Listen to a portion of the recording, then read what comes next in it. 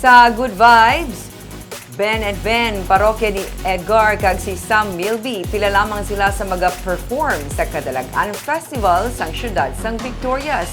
May report si Romeo Subaldo.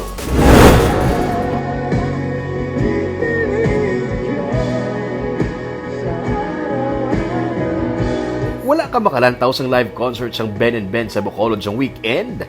May tsansa ka pa.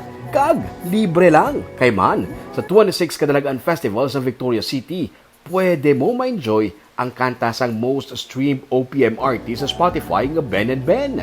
Ini ang inanunsyo sa kahapon ni Mayor Javi Benitez sa iyang press conference. Sa iyang Facebook page, iyaman niya ginanunsyo nga mag-performance sa Victoria City ang popular nga 90s nga banda nga parokya ni Edgar.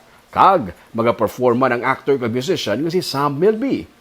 Magluwas sa mga banda kag artista, isa sa mga ginapaabot man nga mga bisita sa Victorias, amo si DILG Secretary Benher Abalos.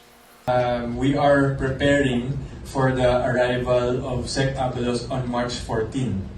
No, so this is the first time that the good secretary is coming. He is the highest rated, top 1 cabinet secretary for many surveys now. And we believe that he's doing well and we fully support the DLG program. So at the start of the pre-Kadalag-an, we will have the good secretary come for the inauguration of the Victoria City Command and Evacuation Center.